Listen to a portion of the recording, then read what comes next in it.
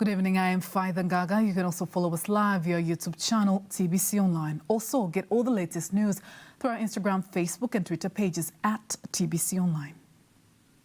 President Dr. Samia Suluhu Hassan has held talks with investors, development stakeholders, as well as some of the African heads of state during the African Free Trade Area Conference held in Davos in Switzerland. Here are more details. The priority in the discussion is the production sector, whereby the African continent is being regarded to have enough raw materials, but all of them are sent abroad for production. The stakeholders have discussed how to involve the public and private sectors and investors so that the production of products can be done within the respective African country. The stakeholders have also recommended that there should be a plan in the near future of having a regulator for the entire continent instead of each country having its own regulator, especially in matters of trade and medicine.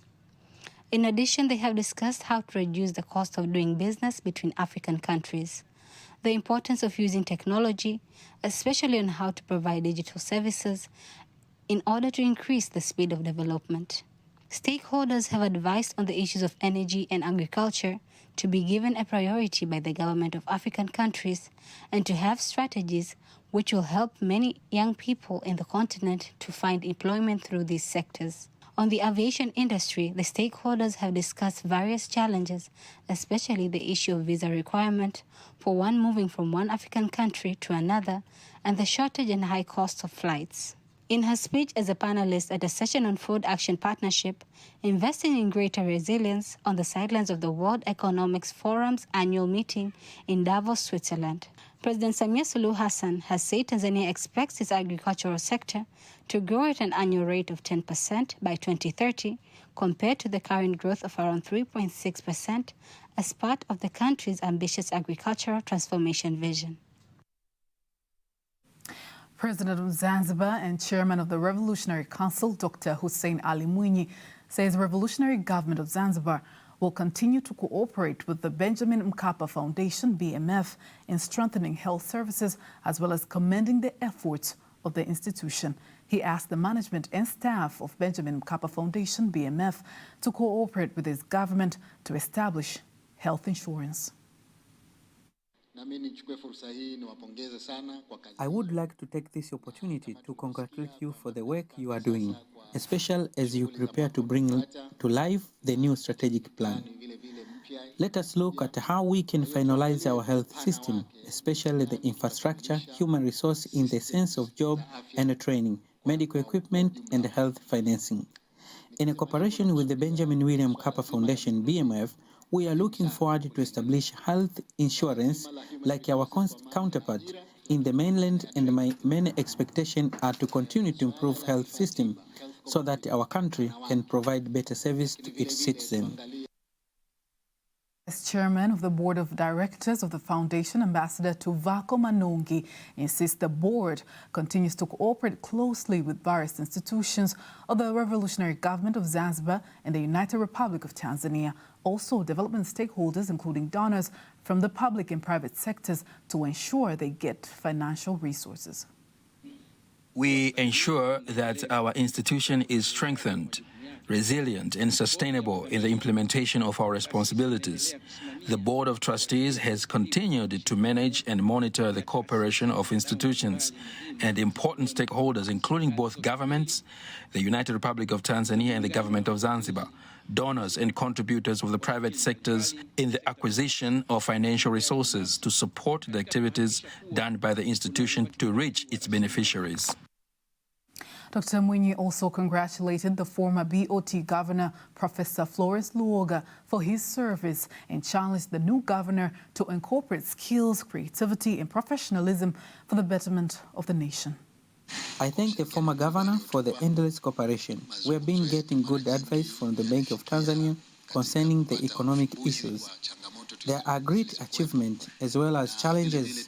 The world economy is currently not stable, so it is our responsibility as executive to look on how we can overcome them and turn those challenges into opportunities. In other news, the Vice President, Dr. Philip Mpango, has instructed the Ministry for Works and Transport and the Tanzania Railway Corporation to manage this process of purchasing electric train locomotives and carriages worth 1 trillion shillings. The aim is to be equipped ahead of the rail completion so that they may start operating immediately. The Vice President was laying the foundation stone for the construction of the modern railway from Tabora to Isaka, which will cost more than 2 trillion shillings. Here's a report prepared by Nazareth Ndekia, read by Teddy Paranyanga. Vice President Dr. Philip Mpango is arriving at the construction site. The Tanzania Railway Corporation Director General Masanja Kadogosa says that the completion of the modern railway will reduce the cost of transportation of goods from Dar es Salaam to all regions that the railway passes by more than 40%. To be able to lower those prices by 40%, which is possible, Honorable Vice President, that means the bag of cement in Kigoma can be sold at the price of 90,200 shillings, 2,800. This is the meaning of standard gauge, because sometimes when we talk about the standard gauge, it seems like a very complicated concept. This shows that the standard gauge entails into life on an ordinary Tanzanian citizen. There's a big pride that comes this railway. Hence, us upon Shinyanga are ready to grab the opportunities that will touch the life of every citizen in the Shinyanga region. We know that there is no reason for a keen investor to come to Tabora, to not go to Kigoma or Shinyanga and invest in the industries. Even this concerning cement, we have raw materials for producing it. Here, Vice President Dr. Philip Mpango issues an instruction to the Ministry of Works and Transport and TRC.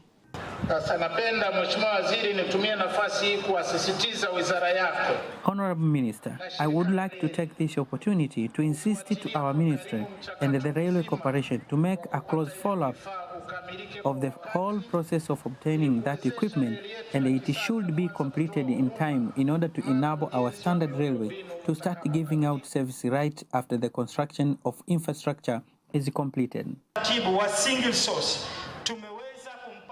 By using a procedure of single source, we have able to get a contract worth of 900.5 million US dollars from 1.4 billion to 900 million. We have saved up to 500 million. Some Shinyanga residents have thanked the government for implementing the strategic projects. Citizens involve themselves in activities that are available here in the Lake Zone area, including cotton farming, tobacco and rice farming, and the maize farming. This is a big opportunity. This railway that is being set up in the Lake Zone region, if you look closely, many goods are being planted here. This railway will help to facilitate agriculture and also help to expand our economy here in the Lake Zone region and Tanzania in general. We are very happy with our president and how she is continuing to fight for such projects. We see how they are continuing to develop, and eventually citizens living in the Lake Zone region are going to see them. Moving on, the Speaker of the Indian Parliament, Om Birla, is in the country for a 3-day visit aimed at strengthening parliamentary relations for both countries. Speaker Birla was received by his host, the Speaker of the Parliament of Tanzania, Dr. Tulia Ackson. She says the two countries have been cooperating in various sectors, including agriculture, water, health, and technology.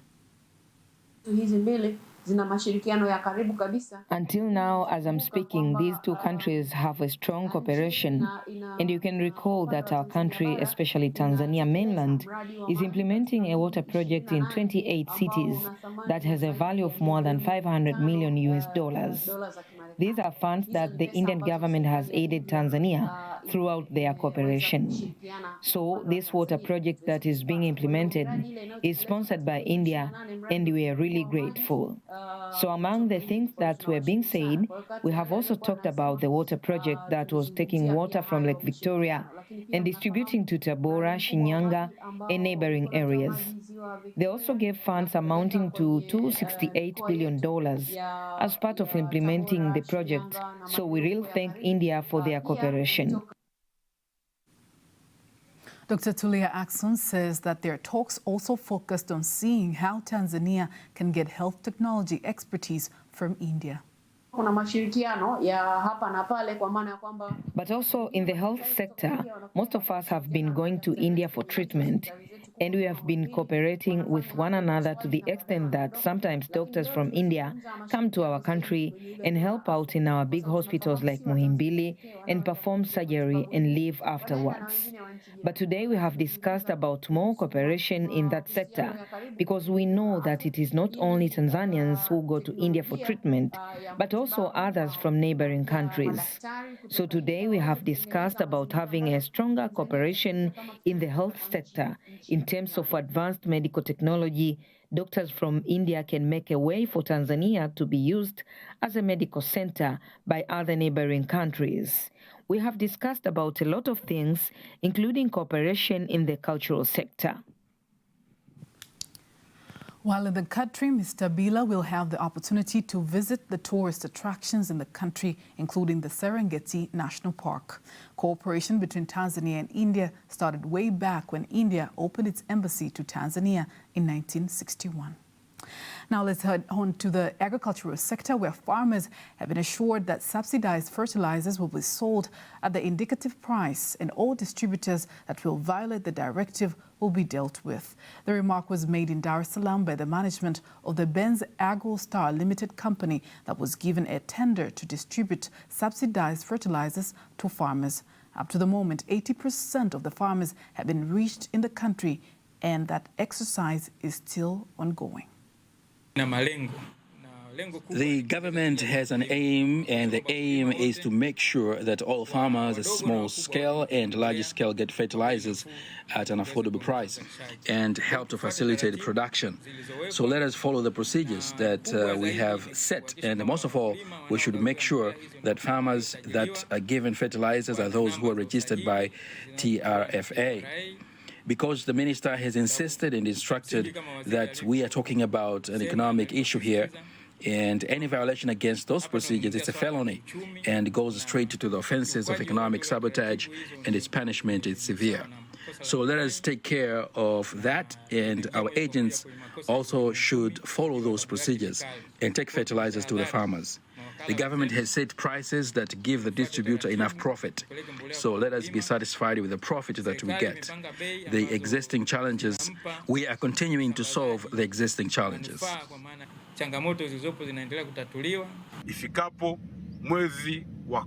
Once it reaches October this year, we'll be able to produce 100 million tons of fertilizers. And our country needs 700,000 tons of fertilizers. So that means we'll be able to help farmers, but also we will be able to sell the remaining fertilizers outside of the country. On his side, an expert in agricultural pesticides urges the public to put into action the knowledge provided by agricultural experts on the correct use of pesticides to deal with crop pests. So in order to help him and other farmers, we should give them education. Ride-hailing company Uber has resumed operations in Tanzania after a 9-month suspension. Speaking in Dar es Salaam, company manager Monica Mzirai says no agreements have been made to remove stiff regulatory policies that made running a smooth business operation in the country difficult for them. She said further negotiations for the improvement of the service are ongoing between the company and Land Transport Regulatory Authority for customers' benefit. We tried to talk to LATRA and they understood us, and we went to look for a better conclusion for us to continue to provide our services in Tanzania. A good thing is that the current regulations are friendly enough for us to continue to conduct business in Tanzania. And that is why we have decided to come back, even though there are still some ongoing discussions that will continue to be there in order to ensure that there is a good environment for our drivers and passengers. Uber company started its operations in Dar es Salaam since 2016 and reached the decision to terminate the service in the country in April last year after being dissatisfied with the new conditions set by the Land Transport Regulatory Authority, LATRA, on indicative prices and regulations. Moving on, the Confucius Institute at the University of Dar es Salaam has organized singing in Chinese competition as part of Spring Festival in China. The competition involves students studying Chinese language at the university as part of the learning Chinese culture.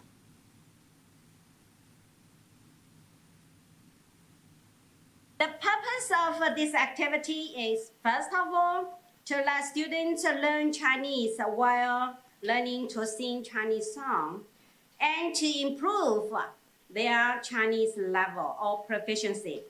The second is to celebrate the Spring Festival together and share our happiness with the Tanzanian friends.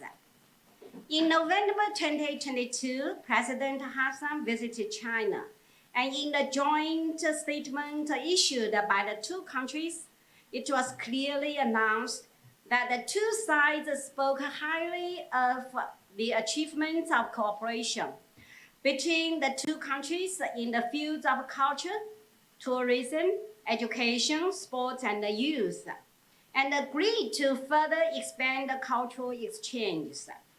The two sides will promote exchanges between scholars and the media of the two countries.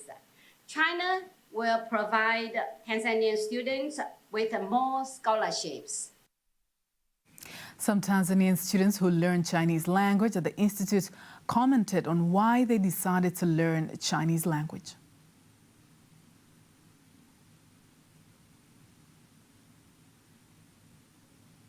In Tanzania, to show various things. But apart from that, I'm also a mountain tour guide at Kilimanjaro Mountain. So I see a lot of Chinese guys come there. So I'm here to learn Chinese language so as to help those Chinese guys to hike Mountain Kilimanjaro. When you learn Chinese, you have a lot of opportunity, like to be an interpreter or to be a teacher. So it is having the opportunity like that, but also you learn the different culture from different places.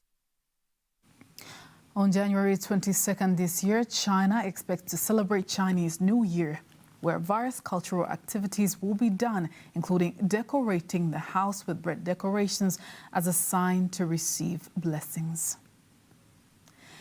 And that items concludes local news tonight. International news up next.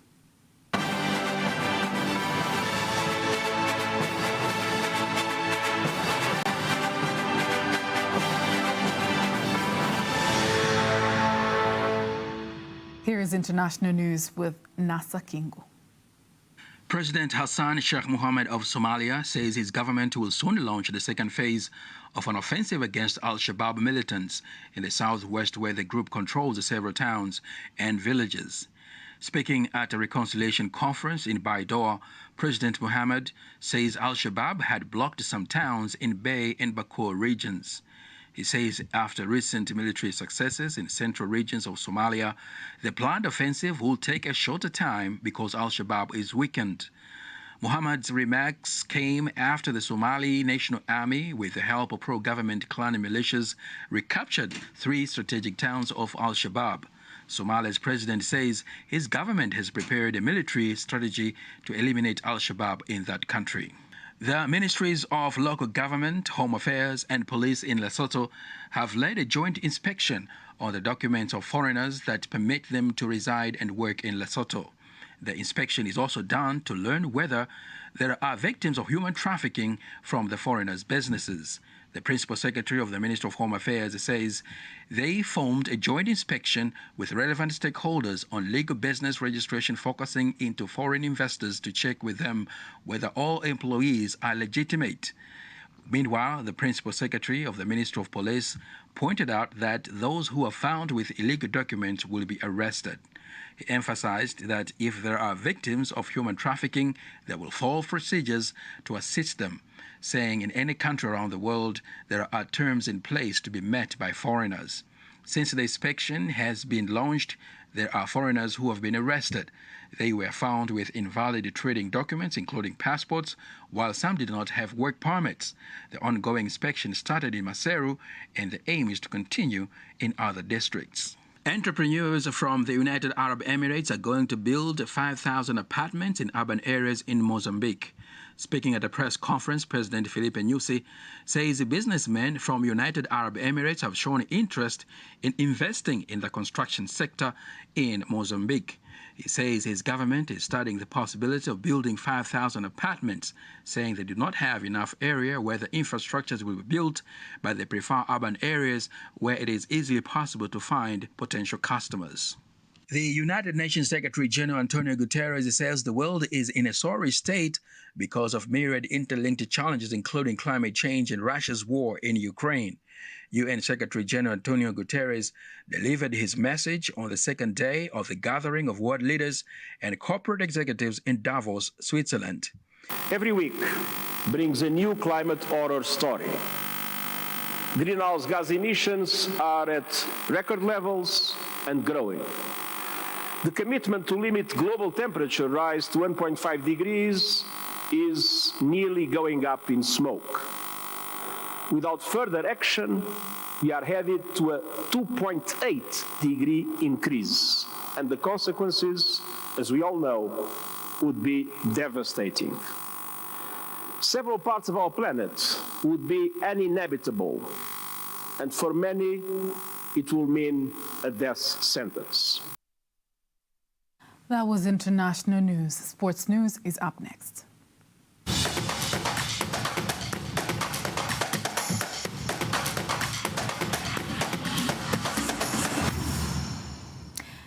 And here is sports news with Malio Cheto.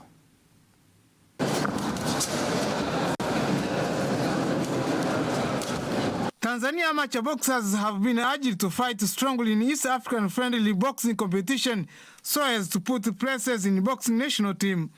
Tanzania Amateur Boxing Federation BFT President Mutala Katare says the competition will give Tanzania boxers experience before they compete internationally. When they perform good here, or when they perform better here, it's a way for us to know this guy is better to put in a national team. And once we put them in the national teams, they be able to represent it because they already have a tryout. So this is one of the tryouts. It helps to see that they have also played before they go for youth championship. They have gained experience, an international experience. Boxers from JKT and Azam clubs from Tanzania and the Kenya boxing national team are showcasing in the competition. Women who will participate in ladies' first athletics competition to be held at the Benjamin Mkapa Stadium on Sunday have been urged to showcase their talent as their gateway to win medals in the coming international competition. Tanzania athletic instructor Dr. Saidinde says the competition is planned to nurture the women athletics talent to international level. The main motive is to actually to nurture the coming up girls who are actually very competitive. The ladies' first athletics competition will attract women across the country purposely to develop their talent to international arena. Simba Sports Club members have been urged to select new leaders who are hard-working and passionate in the general election to be held January 29th in Dar es Salaam.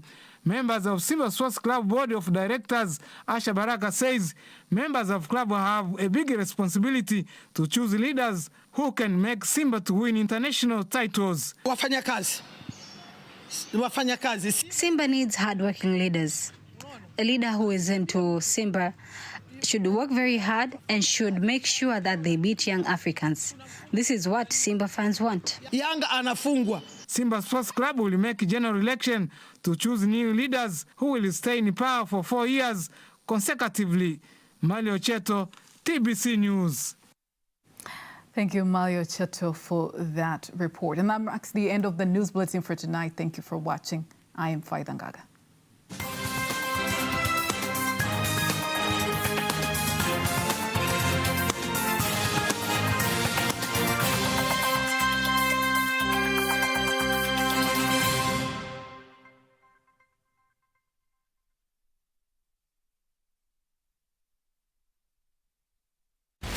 Mwana mazingira aliyetukuka. Lakini kunywa lita 45 kwa ng'ombe mmoja siku moja na mamilioni ya ng'ombe ya nchi hii, huo ni uharibifu mkubwa wa mazingira.